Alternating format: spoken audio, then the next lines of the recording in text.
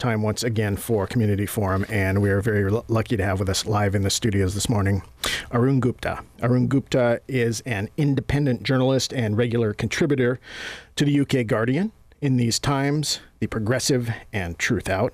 And he is co-founder of the Occupied Wall Street Journal and a founding editor of the award-winning grassroots New York City newspaper, The Indypendent. Arun, thank you very much for coming and spending time with us again this morning. Great to be with you today, Mike. So let's start out. You have just printed last night, hot off the press, article in These Times regarding Seattle's recent developments with the $15 an hour minimum wage. Can you talk about that? Yeah. So last week, Mayor Ed Murray announced a proposal. He had set up this Income Inequality Advisory Committee in December. Basically, we can say as a result of the election of Shama Sawant, who a socialist who ran on a platform of raising the minimum wage to $15 an hour immediately. So he set up this commission of 24 people handpicked, mainly business folk. About 12 of them are business people, 3 city council members, some labor leaders, nonprofit, and so on. And so they'd been supposedly debating this idea for months, and they finally came up with an agreement. So this is just a plan. There's all sorts of headlines like Seattle now has the highest minimum wage. No, it has nothing of the sort. This is just a proposal that will now be submitted to the city council. And it's a very complicated proposal, and I think that's one thing that is important to hone in on. The basics of it are it creates all these schedules like Uncle Sam does. So workers and employers now have to figure out under which schedule they fall under. So there's 2 important definitions. What is a big business or a small business? A small business is defined as having 500 employees or less, and that's nationwide. That covers 99% of all businesses in Seattle. It covers 70% of all full-time workers. Supposedly, according to one source I talked to, the big business definition, over 500 workers, does cover 2/3 of low-wage workers, low-income workers. So this is McDonald's, Pizza Hut, Target, things like that. Then the other category is if workers receive health care and or if they receive tips. And so you have all these different schedules about, when the wages will go up, when. So the upshot is if you work at McDonald's and they do not provide health care, your wages will go up under the plan, will go up to $15 an hour on January 1st, 2017. And of course, the question is, why does McDonald's have to wait 3 years? Or rather, why do the workers have to wait 3 years? This is a corporation that made $5.5 billion in its global operations last year. Vastly wealthy corporation, and whose CEO is paid many millions of dollars a year.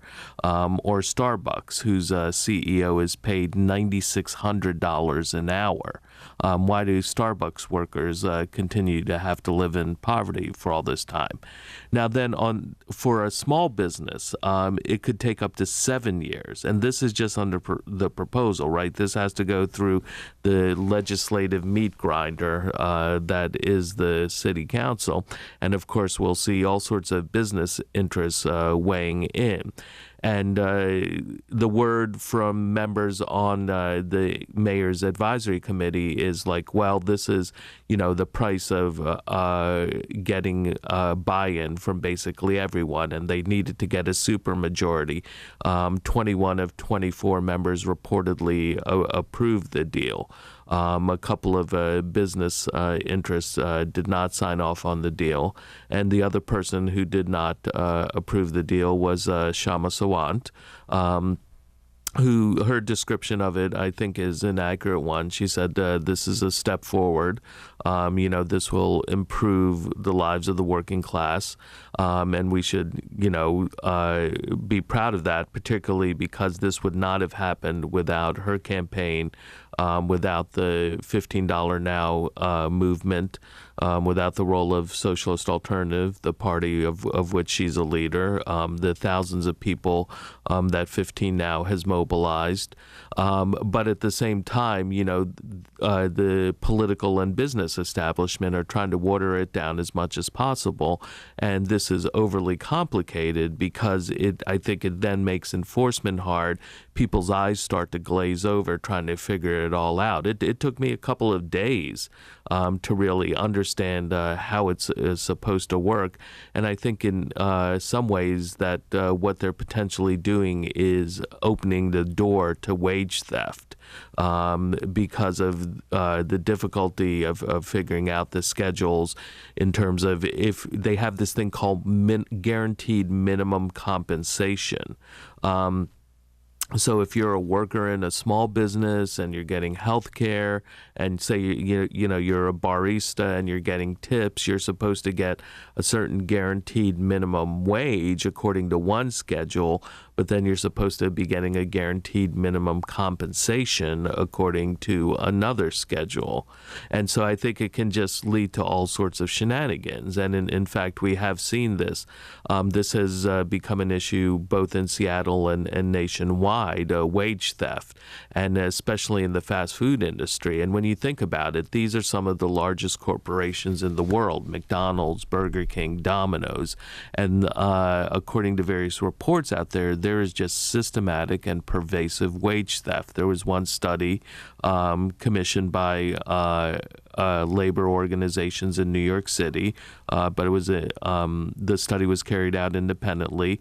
It was a survey of 500 fast food workers. This is just last year, and it found 84% of them reported some form of wage theft, and it counted some workers were subjected to 7 different types of wage theft. So that can be everything from working off the clock to being forced to clock out early or come in early, to being forced to pay for uniforms or transportation that you're not supposed to be. And this is how, these fortunes are built. And so for businesses, they'll have incentives. And, like one of the questions I had is just like, well, if I'm a Burger King manager, why don't I just now put out a tip jar for employees? And so this now counts towards their guaranteed minimum compensation. And I can, lie and say what exactly they're getting in the tip jar. Or, it could lead to business owners or managers stealing tips. They can be like, well, you're making the guaranteed minimum now, so I'm going to take everything above that. And one person I talked to is just like, well, that's illegal. That's a felony. Well, so what? It's also illegal to fire workers during union drives, and by some estimates, over tens of thousands of workers are fired every year for legally protected union activity. The point is not whether it's legal or illegal. It has to do with enforcement. And there's talk about, we're going to have these great enforcement mechanisms, but I don't buy it because, there's essentially, I think it was either Howard Zinn or I.F. Stone who said, the first rule about reporting on government is governments lie. And we can also say that about corporations. Corporations lie. And, going a little further afield, Seattle is obviously a huge tech city. In the news for the last couple of months now, a lot of people haven't really seen it. The mainstream media has only picked up on it in the last week. This huge wage fixing scandal with Apple and then Steve Jobs. So over the last decade, before he died, he basically forced these agreements with other tech giants like Google, Intuit, Adobe, and was shooting off these emails telling them, if you try to poach our employees, or or rather hire our employees, which is perfectly legal. We're going to go to war and essentially raid your company. And by some estimates, this involved well over 100,000 engineers in the tech industry, and the amount of stolen wages, and I think this is probably a severe underestimate because we don't really know how many people were involved, was something like $8.7 billion. Okay, so here, if we have the most admired, wealthiest corporations in the world are systematically stealing wages from upper middle class professionals, how often do you think this happens at the lower end of the economic spectrum?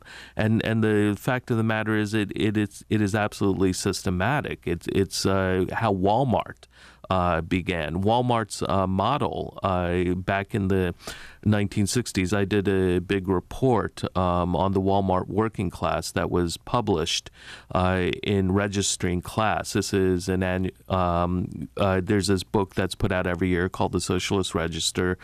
This year is the 50th anniversary, and the title is Registering Class because it's a look at how class is constructed today and also lives. So I kind of did this sociological overview of the Walmart working class.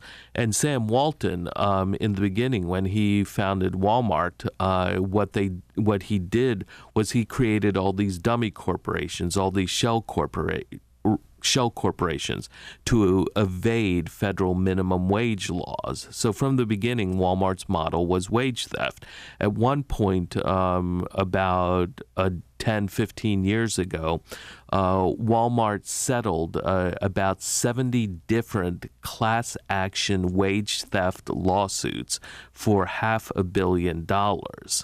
This just becomes a cost of doing business. You just steal the wages, and if you get caught, you pay some lawyers and you pay a small fee, but in the end, you're walking away with much more money than if you had to pay the proper wages. So I think there's a lot of serious questions. I think, this should be something that is seen as a victory that the grassroots forced upon the political and business establishment in Seattle. But at the same time, they were forced to do it. They are trying to water it down. It's not a done deal. This still has to go through the legislative process where it can be weakened all sorts of ways, where they can be put more loopholes in it. And the fact of the matter is I think there's also a danger in having this really long-term schedule that it takes 7 years to get to $15 an hour, and the minimum compensation is not phased out for 11 years until 2025. And we will see business interests come in, whether that's the U.S. Chamber of Commerce, whether it's the Koch brothers, Americans for Prosperity, which is the Koch brothers outfit, or ALEC, American Legislative, I forget exactly what ALEC stands for, but it's basically the body that rewrites state laws. We'll see them come in, almost guaranteed, and try and overturn this, try and weaken it in some way. So the battle, I think, is really just begun on this, but I think it is a hopeful sign that shows, what can be done by a very focused and relentless grassroots mobilization.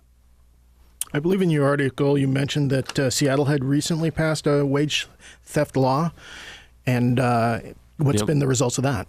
In 2011, it passed an ordinance criminalizing wage theft.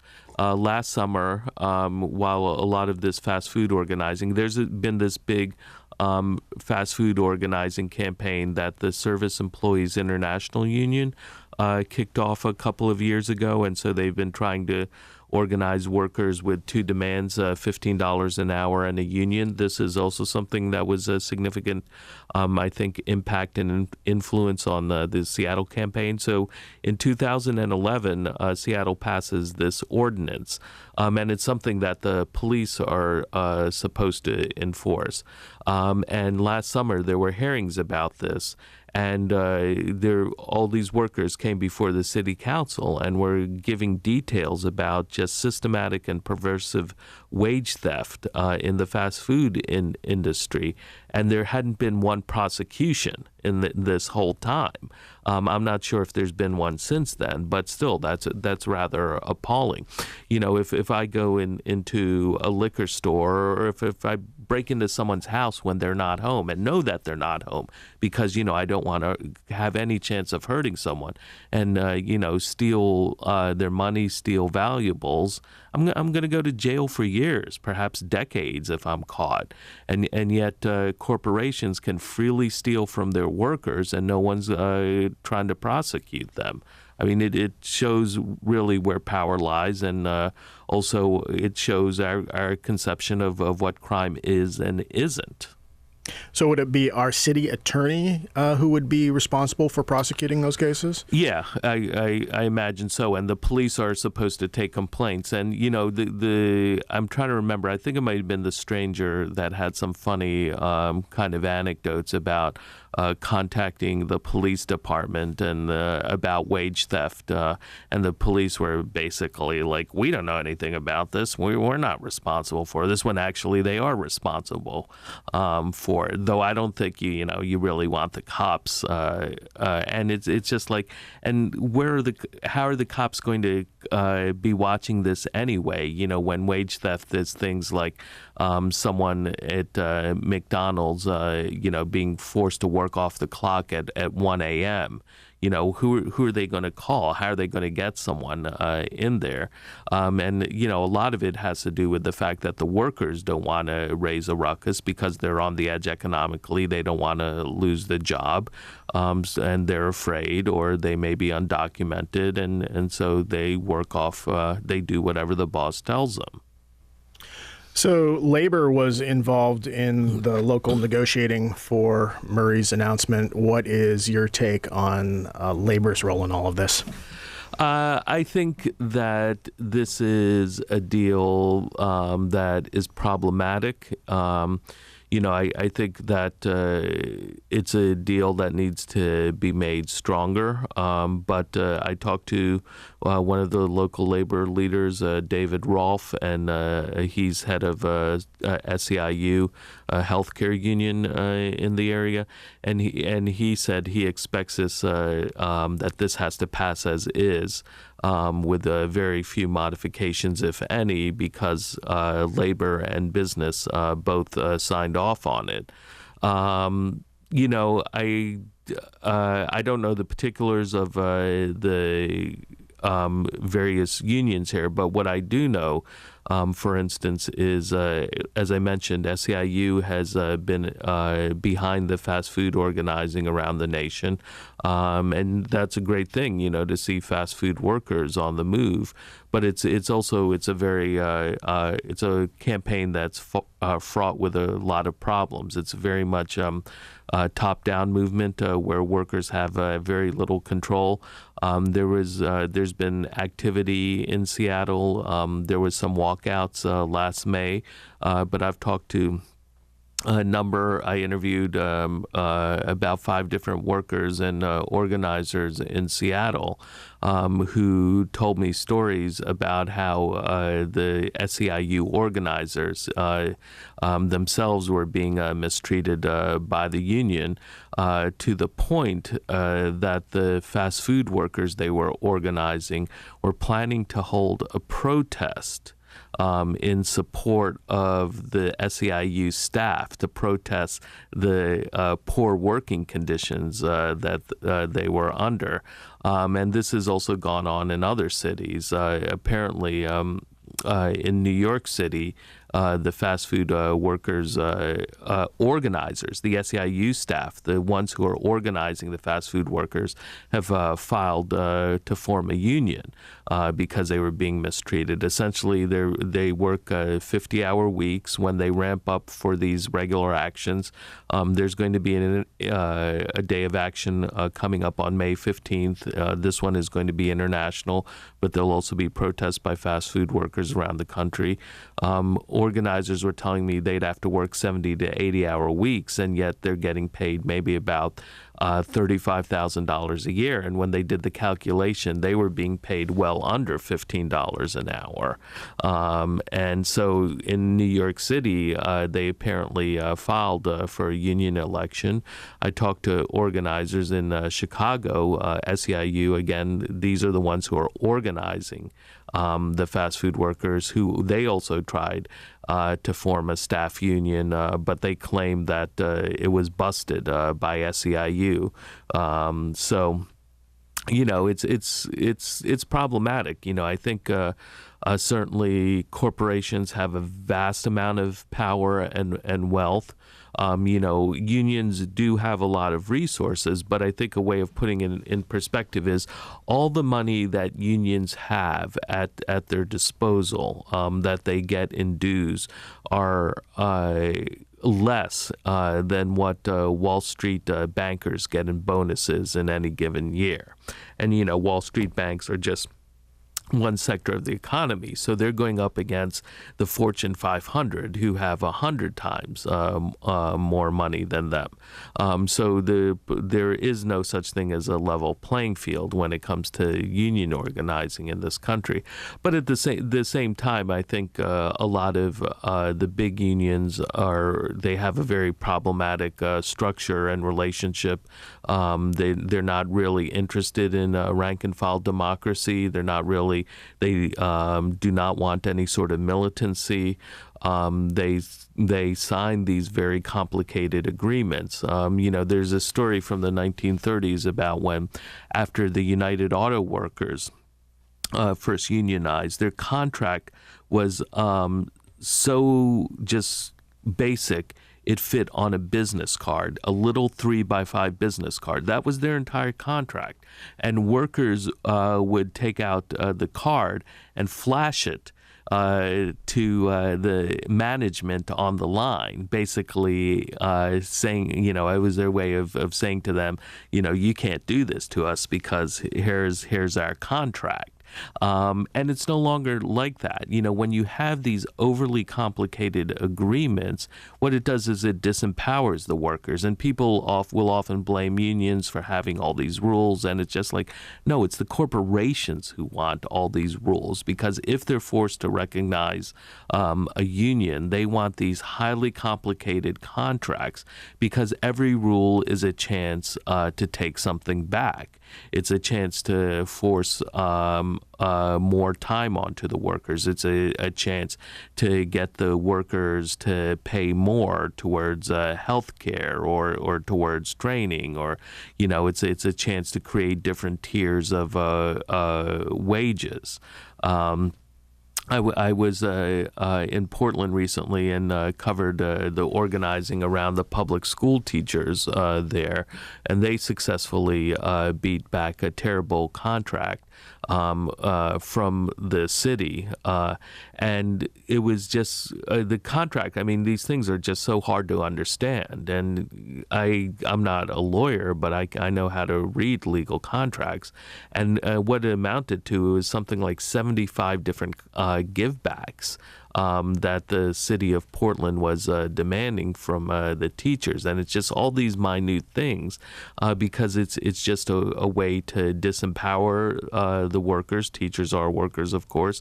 It's a way to, you know, you force them to pay more for health care. You force more time on them, that they would have to, you know, do more prep time. They had less control over their job. They're essentially being treated as drones. And the teachers staged a very successful community organizing campaign because the contract and the school system in Portland was also very much an attack on quality public education. But it becomes hard to mobilize your membership around these things because the contracts are extremely difficult to understand.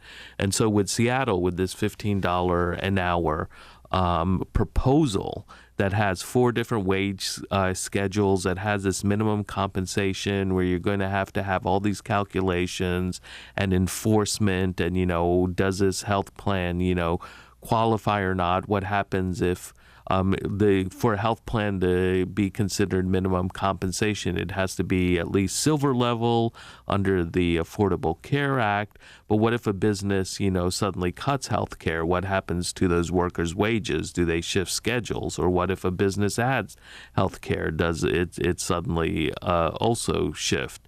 So, you're just, I think, really opening the door to all sorts of shenanigans that corporations will engage in with these complicated schedules. So it seems like the one type of union structure that does really well with cities consistently is police unions. They don't seem to run into these problems that, as you just gave the example of with the teachers union. Yeah, police unions are unique. Police unions, correction officers, like for decades, the prison building boom in California was being driven by correction officers' unions because they were spending huge sums of money lobbying the state to build more prisons. It got to the point, I'm not sure what the present statistics are because they've had to scale back the prison building due to the economic crisis, but it got to the point where California was spending more on prisons than it was on higher education. And, remember, California, at least at one point, had one of the greatest higher education systems in the Western world. And yet here they are spending more locking people up than educating them. It's appalling. And, if you want to talk about just ridiculous contracts, it's the police unions, who get these contracts where if you're a cop and you make it 5 years, essentially your salary really starts to escalate. But it's the pensions that start to become really absurd. Like I know that in New York City, where I live, a police officer's pension. Now, if you get a pension in almost any job, it's basically about your income over the whole lifetime of your tenure, whether you've worked there 20, 25, 30 years. But in New York City, if you're a cop, your pension is based on the last year that you work, solely on that. And so there's this incentive, and this is what the cops do in the last year, their 20th year, is they will just pile on the overtime and just work as much as possible, and they'll have these six-figure salaries in their last year, and they get something like 60%, and so they'll be retired in their early 40s with a $50,000-$60,000 income for life, and just the highest level health care. And, they'll just continue to draw on this potentially for 40 or 50 years. The costs are absolutely enormous. But let's also not forget, during Occupy Wall Street, there was just the cops were literally protecting the banks. And it came out also that the big investment banks like Goldman Sachs, J.P. Morgan were directly giving millions of dollars to the New York City Police Department every year. And so, the cops are essentially, they're a private force to protect the finance industry and Wall Street. Well, with that, we're just about out of time. We're talking with Arun Gupta. He is the founding editor of the Indypendent magazine and founding editor of the Occupy Wall Street Journal. And you are speaking in town Monday night. Yep, correct? Elliott Bay Books, along with Steve Early, one of the best labor reporters in the country. And we're going to be talking about basically the workers' movements and the state of organized labor, and just what's going on in this country economically, because we're still in the 7th year of this economic crisis. The rich are making off like bandits, but for the 99% of Americans, their real income has dropped, the household income is dropped, and it's hard times for a lot of people. So we're talking about the perils and possibilities of worker organizing in America today. All right. And what time does that start? 7 p.m. Okay, great. Well, with that, we're unfortunately out of time. I want to thank you very much for coming in and spending time with us again this morning. Thanks for having me, Mike.